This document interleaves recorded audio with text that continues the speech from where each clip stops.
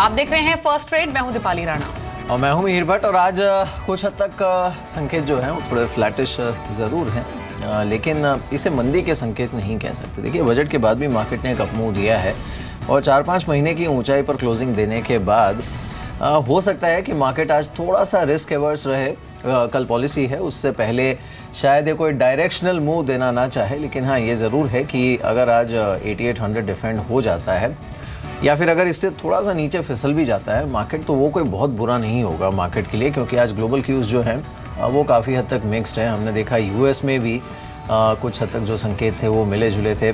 आज Asian markets भी कुछ हद तक मिले जुले ही ट्रेड कर रहे हैं विद अ नेगेटिव बायस, और यूरोप में भी हमने यही रुझान देखा था। तो ग्लोबली सेंटिमेंट हल्का सा रिस्क ऑफ है और हो सकता है इंडियन मार्केट्स में भी यही रिफ्लेक्ट करें। बिल्कुल, क्योंकि आज की शुरुआत से पहले संकेत बहुत ज़्यादा अच्छे नहीं है। एशियन मार्केट्स का हाल आपने देखा। एफआईआईज़ की जो अप्रोच रही है कल के सेशन में, फिर से बिकवाली की तरफ रही है। 400 करोड़ से ज़्यादा की बिकवाली उन्होंने कल कैश मार्केट में की है और एजेक्स निफ्टी ऑलरेडी हमारी स्क्रीन पर 11 अंक नीचे ट्रेड करा है। इंडिकेटिव एक्शन में निफ्टी 8764 के लेवल्स पर 35 पॉइंट्स की वीकनेस। सेंसेक्स पॉजिटिव बायस अभी शुरुआत में ही 52 पॉइंट्स ऊपर ट्रेड कर रहा है, लेकिन आज के सेशन में पूरे ही इंटरेस्ट सेंसिटिव स्पेस पर नजर रहेगी। रियल्टी स्टॉक स्पेशली, जहां पर कांस्टेंट मूव हमने पिछले 4 सेशन से देखा है, एक अच्छी बढ़त देखी गई है। रुपए की भी ओपनिंग हुई है और 10 पैसे की बढ़त के साथ रुपया भी खुला है डॉलर के अगेंस्ट। इनफैक्ट अब 8 पैसे कमजोर 67.29 के लेवल्स पर रुपी ट्रेड कर रहा है। लेकिन स्टॉक्स फास्ट 50 में हर रोज हम आपको 50 शेयर्स बताते हैं और उन 50 स्टॉक्स में से आज के 10 टॉप ट्रेड्स जान लेते हैं। बताइए डिम्पी। शुक्र दीपाली। कल जो सेक्टर चल रहा था लेदर स्पेस, उसका ही पहला शेयर है बाटा पे आप नजर रख सकते हैं। 519 रुपए तक के टारगेट के लिए खरीदारी करें। कई दिनों के बाद ये कह सकते हैं इसने कल 500 के लेवल को पार किया, ना केवल पार किया बल्कि क्लोज भी किया था, तो इस पर नजर रखी जा सकती है। आज चीज पे आप नजर रख सकते हैं क्योंकि वैलेंटाइन डे है, तो मार्केट में जो थेमेटिक अप्रोच होती है वो थोड़ी सी दिख सकते हैं इन पर्टिकुलर इस शेयर पर। तो आप 28 रुपए के टारगेट के लिए यहाँ पर थोड़ी सी खरीदारी कर सकते हैं। एनएचपीसी पे आपको ध्यान रखना होगा। यहाँ पे कंपनी के रिजल्ट भी आने वाले, लेकिन ठीक उससे पहले ये साल के उच्चतम स्तरों पर बंद हो रहा है और इसके अलावा बोर्ड की बैठक में बायबैक पर भी विचार हो सकता है, तो ये बोनस पे माफ कीजिए विचार हो सकता है, तो बड़ा इंपॉर्टेंट होगा। एनएचपीसी पे 32.50 पैसे का टारगेट ज़्यादातर एक्सपर्ट्स हमको दे रहे हैं। पॉली मेडिक्योर पे भी आपको ध्यान रखना है। इसके नतीजे आए हैं, उसके जो नंबर्स है क्वार्टर 3 के, उसमें मुनाफा 10 करोड़ से बढ़कर सीधा 15 करोड़ पहुंचा है और एक पर एक बोनस की भी मंजूरी बोर्ड ने दे दी है। तो 487 रुपये के टारगेट के लिए यहाँ पे आप खरीदारी कर सकते हैं। लिप्सा जेम पे आप नजर रखें।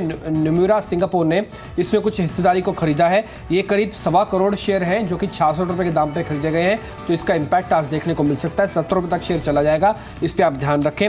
ऑटो एक्सेल पे भी आप नजर रख सकते हैं। मुनाफा 8 करोड़ से बढ़कर 10 करोड़ से पार हो गया है और कंपनी ने भी ब्याज जो लागत है वो करीब 90% के आसपास गिरी है, तो उसका फायदा मिल सकता है आपको 690 रुपये के टारगेट के लिए। 7वां शेयर होगा महाराष्ट्र गैस का, ऑल टाइम हाई पे कारोबार कर रहा है और इसी से सेगमेंट से जुड़े हुए ज़्यादातर शेयर्स अपने साल के उच्चतम स्तरों पर है। 940 के टारगेट के लिए आप यहाँ पे खरीदारी करें।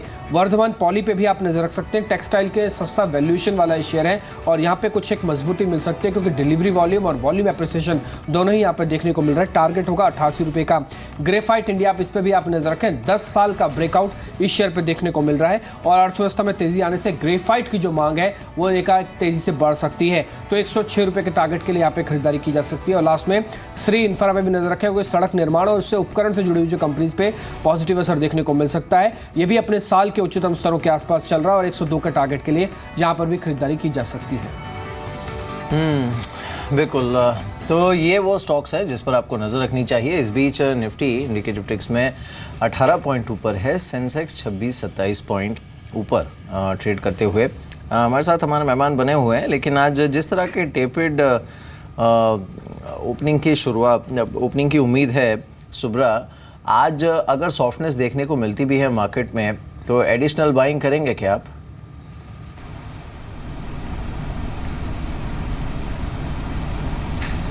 मेरा मानना है कि शायद जहाँ पर हमने अभी जनवरी के शुरुआत से हम लगातार एक अच्छी खासी बढ़त देखी है, I think focus profit taking पे रहनी चाहिए, लेकिन ओवरऑल ट्रेंड पॉजिटिव डेफिनेटली है क्योंकि ऐसा जो भी हमने यहाँ पर बढ़त देखी है, आई थिंक मूव पॉजिटिव की पर लेके चलना चाहिए। लेकिन नीचे अगर कोई करेक्शन मिले तो हमारा 2 स्टॉक जो ध्यान में है जो आई थिंक फोकस पे रह सकती है। कर्नाटका बैंक, ये बहुत ऐसा स्टॉक है जहाँ पर एक रेजिस्टेंस ब्रेक की तैयारी पे है। 126 के आसपास एक यहाँ पर आई थिंक टारगेट रखे खरीदारी की सकती है। दूसरा एक एनएचपीसी उसमें आज ऑफकोर्स खबर भी है जो बायबैक की जो मीट है, आई थिंक ये एक्स डिविडेंड ये शेयर वापस अच्छी प्रदर्शन दे रही है। तो ये सब क्वालिटी स्टॉक्स पे फोकस करनी चाहिए। तो मेरा मानना है कि शायद अभी भी बाइंग का अपॉर्चुनिटी है।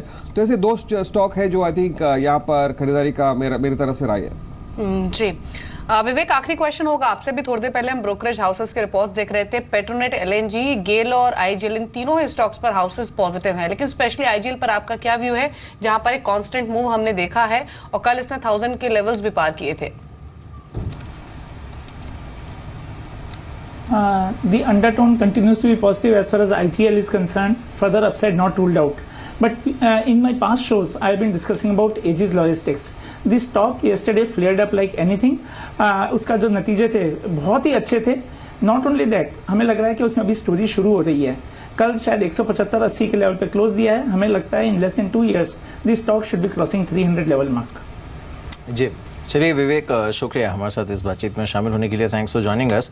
राजेश, जिस तरह के इंडिकेटिव टिक्स हैं, हो सकता है कि मार्केट थोड़ा पॉजिटिव रहने की कोशिश करे या फिर एटलीस्ट 8800 को डिफेंड करने की कोशिश करे। आप अब जो संकेत आए हैं इंडिकेटिव टिक्स में, उसके बाद कुछ ऐड करना चाहेंगे क्या अपनी लिस्ट में? देखिए, मुझे लगता है कि एक मार्केट में प्रॉफिट टेकिंग आ सकते हैं, सो स्लाइटली कॉशियस है, but at the same time थोड़ा डिफेंसिव सेक्टर पे हम लोग ज़्यादा ध्यान दे रहे हैं, जहाँ पे फार्मा पे ज़्यादा कंसंट्रेशन है। जैसे मॉर्निंग में मैंने शेयर किया था एक सन फार्मा कि जहाँ पे मुझे लगता है कि आज एक टेक्निकल ब्रेकआउट तो कल मिला है, तो आज एक फॉलोअप बाइंग या यू कैन से एक शॉर्ट कवरिंग रैली हम सन फार्मा में देख सकेंगे। अगर फ्रेश कुछ नया सोचना है तो 2 काउंटर्स रहेंगे, जहाँ पे एक Apollo tyres and Hindustan Unilever. Apollo tyres हमें अच्छा लगता है, मुझे लगता है कि अभी भी इसमें एक अपटिक जो है या एक रैली जो है वो बाकी है। 175 का स्टॉप लॉस मेंटेन करे, इसका टारगेट रहेगा 194 का। एंड हिंदुस्तान लीवर मुझे लगता है इसे लॉन्ग करना चाहिए। कल भी हमने इसमें अच्छी खासी बाइंग देखी है, बाजार को सपोर्ट कर रहा था। 840 का स्टॉप लॉस मेंटेन करिए, इसका जो टारगेट रहेगा वो रहेगा 900 प्लस का। जी अविनाश, 2 कंपनियां जिनके नंबर्स काफी स्ट्रॉन्ग आए हैं, उसमें एक है शक्ति पंप्स जो कि घाटे से मुनाफे में आई है। 4 करोड़ के घाटे के मुकाबले 5 करोड़ का मुनाफा हुआ है। स्टॉक 6% ऊपर भी है इंडिकेटिव एक्शन में। और दूसरा हनीवेल ऑटोमेशन, यहाँ भी प्रॉफिटेबिलिटी ऑलमोस्ट डबल हुई है। 31 करोड़ से बढ़कर 64 करोड़ का मुनाफा कंपनी ने पोस्ट किया है और ये स्टॉक भी इंडिकेटिव एक्शन में डिसेंट स्ट्रेंथ दिखा रहा है। क्या व्यू है आपका दोनों शेयर्स पर?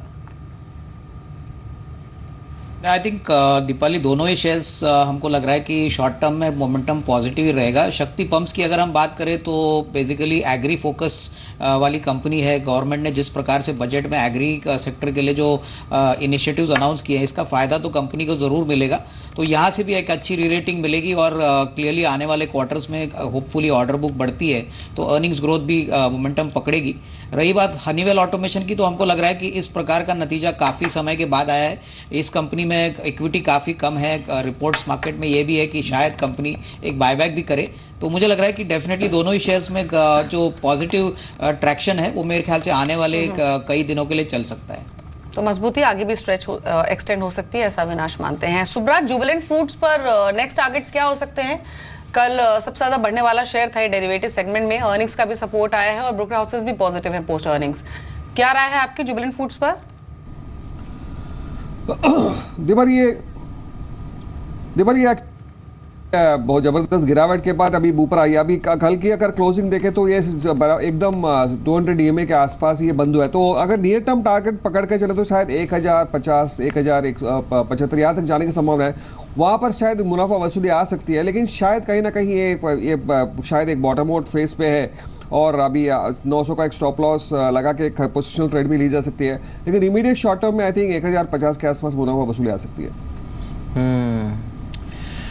इस बीच 4 पॉइंट ऊपर निफ्टी रुका है 8805 पर। नाउ विद इन दैट एक तो BHEL है जहां पर स्ट्रेंथ है, Tata Motors, Aurobindo pharma, ITC, जी एंटरटेनमेंट, आइडिया सेलुलर, ये काउंटर्स हैं जिस पर मजबूती देखने को मिल सकती है। अविनाश, आइडिया पर आपकी सलाह क्या है, कंसिडरिंग कि ये जो खबर है कि ये टावर बिजनेस में कुछ हिस्सा बेच सकते हैं एंड ऑब्वियसली अब वोडाफोन आइडिया के मर्जर का जो ट्रिगर है that will keep playing out on this counter, तो इस पर या फिर रिलायंस कम्युनिकेशन, इन दोनों पर आपका व्यू क्या होगा इस समय? आई थिंक मुझे लग रहा है कि मीर आइडिया की अगर हम बात करें तो ऑलरेडी जो वोडाफोन आइडिया का जो मर्जर था वो प्राइस में इनिशियली तो प्ले आउट हो चुका है, मेरे ख्याल से टावर का जो न्यूज़ फ्लो आया है ये अगर फ्रक्टिफाई होता है तो डेफिनेटली पॉजिटिव है, क्योंकि डेट ऑन द कंसिडरेबली, क्योंकि काफ़ी हद तक डेट रिडक्शन आइडिया के लिए काफ़ी इंपॉर्टेंट रहेगा। और होपफुली हमको लग रहा है कि आने वाले एक आध महीने में होपफुली कोई न्यूज़ आती है इस मर्जर के फाइनल कॉन्क्रीट प्लान्स और शेप के लिए, तो यहाँ से आगे आइडिया में री-रेटिंग तभी आ सकती है। तब तक मेरे ख्याल से स्टॉक में कंसोलिडेशन ही देखने को मिल सकता है। रिलायंस कम्युनिकेशन हमको नहीं लग रहा है कि कोई इमीडिएट अपसाइड आएगा, क्योंकि मार्केट्स शायद उसका जो डीमर्जर हो गया है वो शायद अर्निंग्स के पॉइंट ऑफ व्यू से थोड़ा सा अभी भी कॉशियस रहेगी। जी सुब्रा, संक्षेप में एक और स्टॉक जिस पर आप कमेंट्स लेंगे वो है वॉकहार्ट फार्मा का। कल फार्मा में बाइंग थी और इस स्टॉक में बिल्डअप भी ठीक ठाक था, 4% से ज्यादा के गेंस के साथ ये कल क्लोज भी हुआ। पोजीशंस होल्ड कर लिए अभी ट्रेडर्स?